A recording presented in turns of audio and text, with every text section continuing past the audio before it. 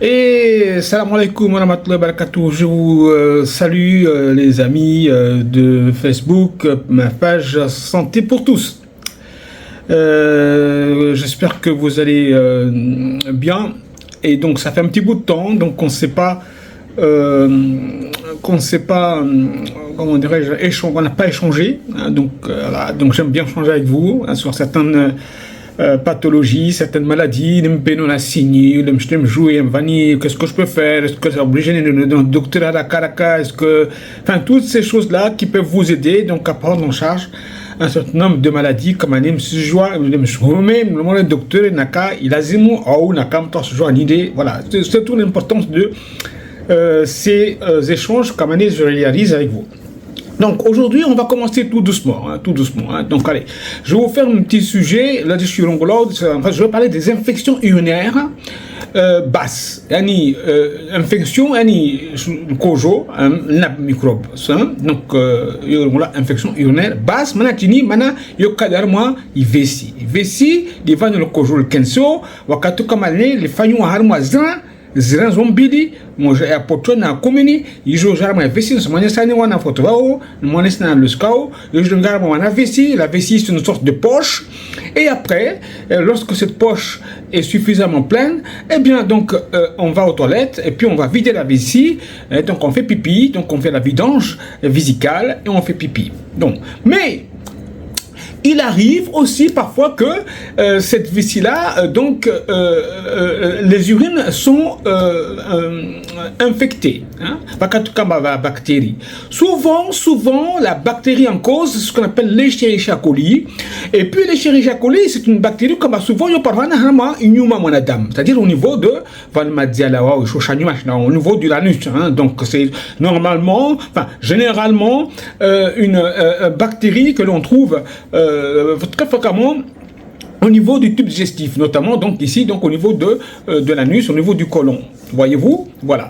Donc, yo du jour également, si j'ai fait des problèmes, des infections urinaires bassises. Voilà. Donc, ça se traduit comment, cliniquement, donc, on a une pesanteur, donc, une sensation de brûlure.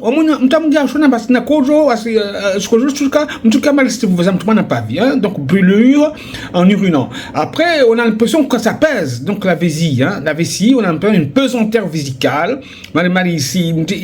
Ici, pesé, hein. Et puis, on a envie d'aller aux toilettes souvent. On a envie d'aller aux toilettes souvent. Donc on a envie d'aller fréquemment donc aux toilettes, voyez-vous. Hein, et puis les urines parfois le kojo, ce sont des urines troubles. Vous voyez, donc c'est trouble. Hein, là d'ici.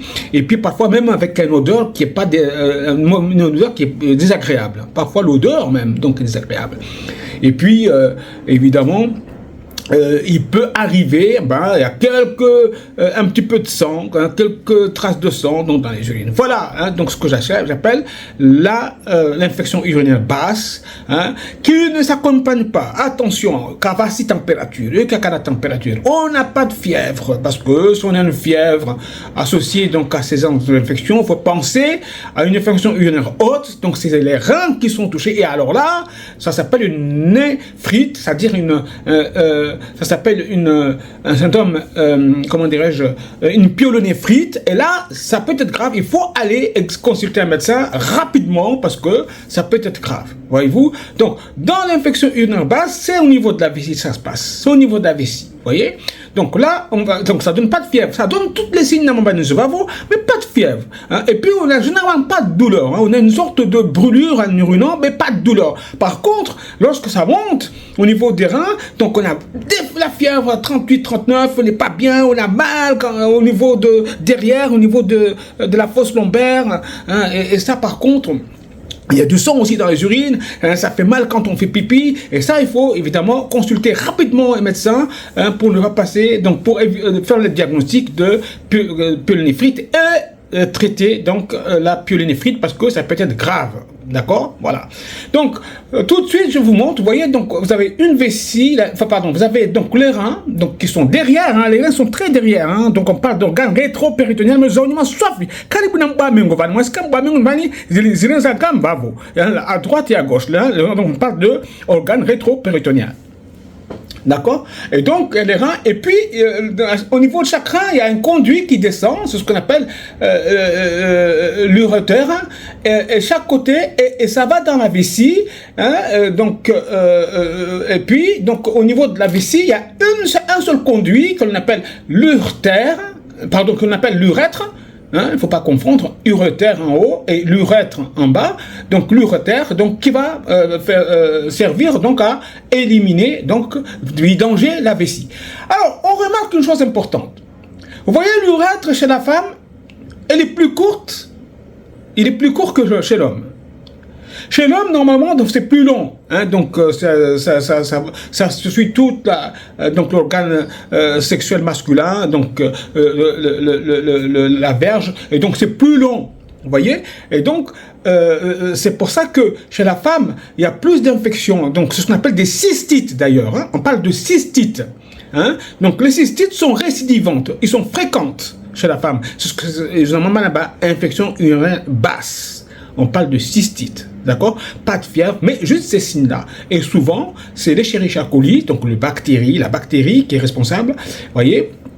Et là, il faut, et chez l'homme, donc, voyez, donc, autant c'est pas très inquiétant chez la femme, autant chez l'homme, c'est inquiétant. Déjà, il faut penser à d'autres infections, hein, parce que vous avez chez l'homme, donc, juste sous la vessie à la prostate. Donc, il peut y avoir une histoire d'infection de prostate, ce qu'on appelle des prostatites, hein, une infection de la prostate, et là, ça peut encore être grave, il faut traiter rapidement. Voyez-vous, voilà. Donc, chez la femme, c'est fréquent, hein, parce que, là, dit, l'urètre est très court, et puis, donc, hop, les bactéries, vessie irrité, les muscles, les vessies, ça, donc ça peut irriter donc le détrusor, qui est donc le muscle de la vessie, et donc on a envie d'aller aux toilettes souvent.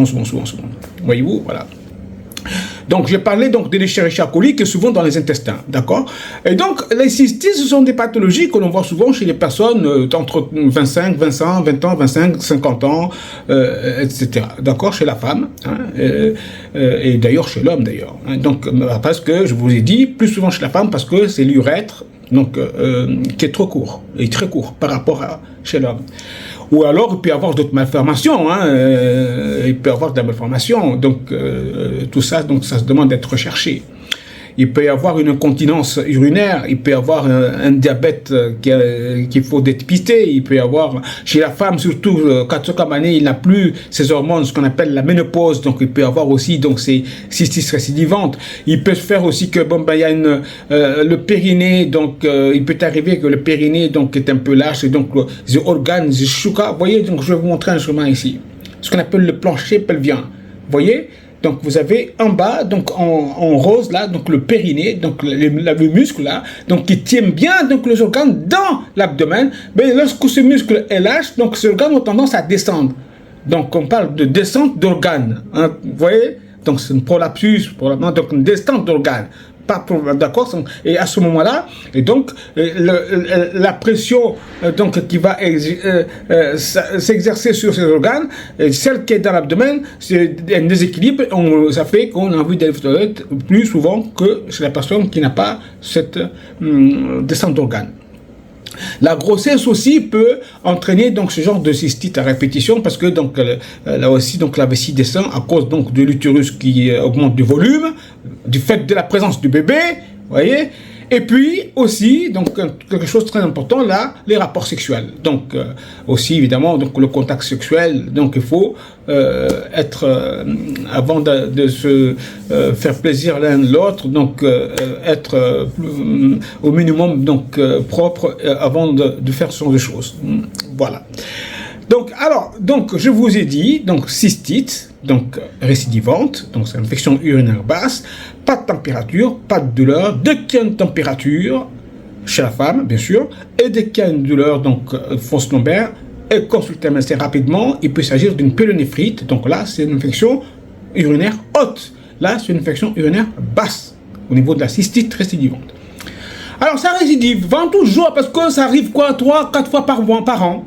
Vous voyez, donc ils connaissent les signes. Alors évidemment, quand ça arrive pour une première fois, le mieux c'est d'aller voir le médecin. Donc il va faire un examen clinique, il va vous faire des analyses d'urine pour voir vraiment s'il y a le microbe.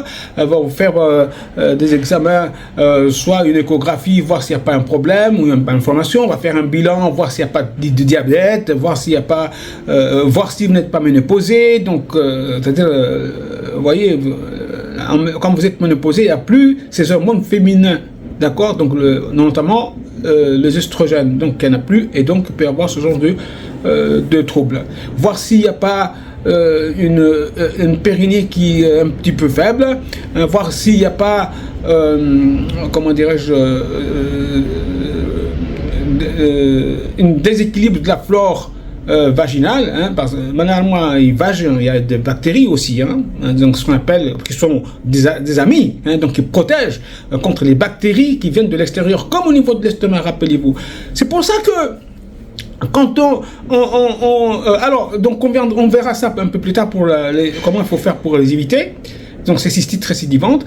Et donc, il faut quand même voir le médecin quand c'est la première fois. Après, bon, quand vous avez vu le médecin, les cystites récidivantes, quand ça vous arrive, vous le savez. Donc souvent, même le médecin vous prescrit une ordonnance que vous avez de côté, donc un médicament quand ça arrive. Mais le mieux, c'est de voir un médecin quand ça arrive, donc la première fois, pour ne pas passer à côté de quelque chose qui nécessite une prise en charge sérieuse. Voyez-vous? Voilà. Bon, parce que après, si c'est pour une cystite simple, donc il suffit de prendre un traitement. D'ailleurs, c'est une dose unique et puis on en parle plus, terminé. Donc ça part, ça guérit. Voilà. Donc comment il faut faire pour éviter ça? Donc évidemment, c'est dès qu'on a envie de faire pipi, ne pas se retenir.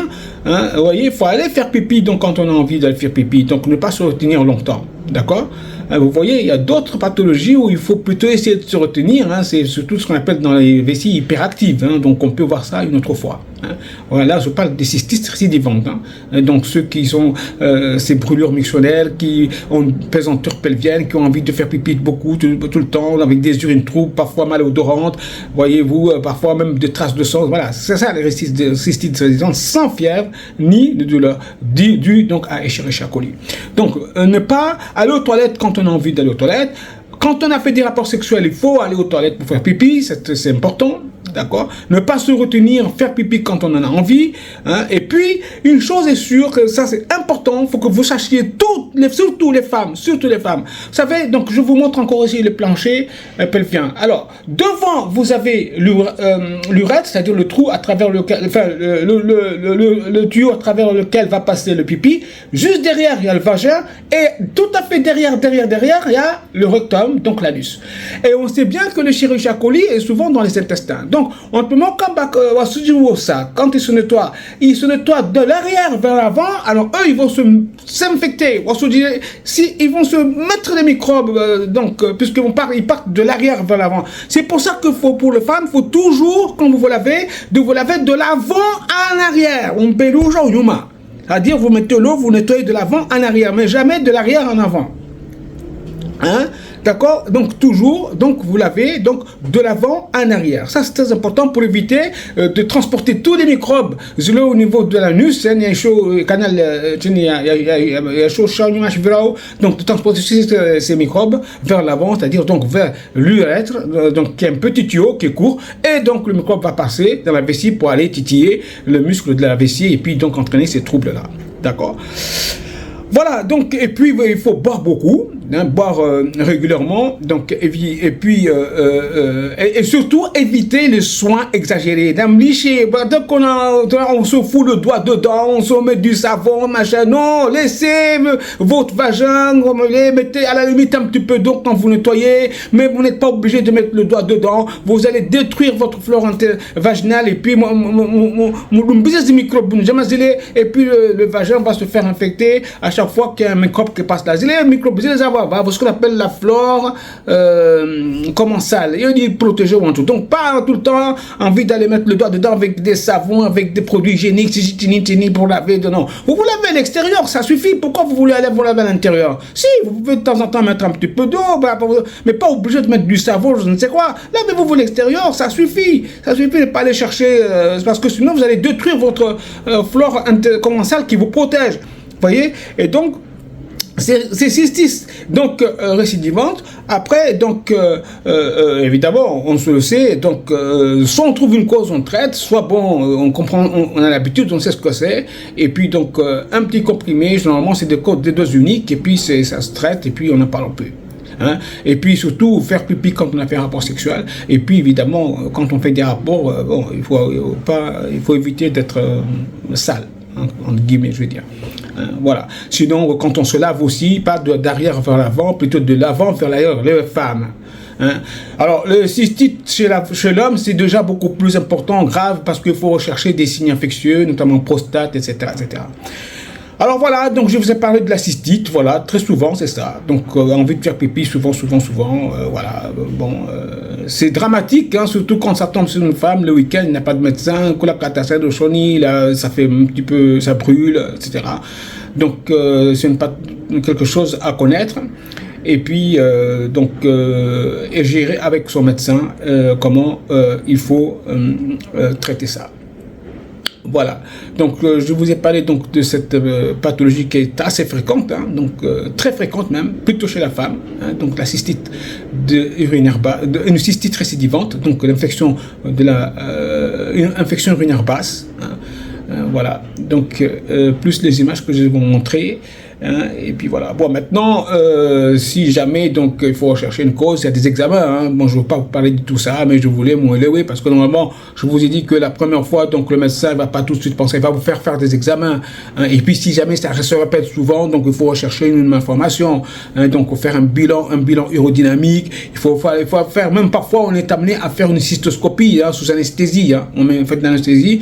Et puis, donc, on fait on met une caméra dans la vessie pour voir, parce qu'il y a des cystites qui ne sont pas infectieuses, hein, il n'y a pas de bactéries comme c'est le cas, mais c'est des cystites inflammatoires, hein, donc interstitielles, qui sont difficiles à soigner et qui sont beaucoup plus gênants. Hein, donc on peut aller regarder, voir, c'est ce qu'on appelle un syndrome de la vessie douloureuse. Hein, vous voyez.